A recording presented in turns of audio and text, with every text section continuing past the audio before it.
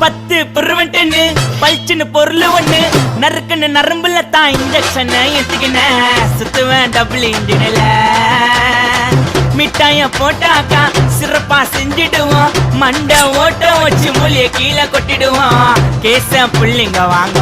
நாங்க அச்சதெல்லாம் சரியான சம்பவம் தாங்க கேச புள்ளிங்க வாங்க நாங்க அச்சதெல்லாம் சரியான சம்பவம் தாங்க 10 பிரிவென்ட்னு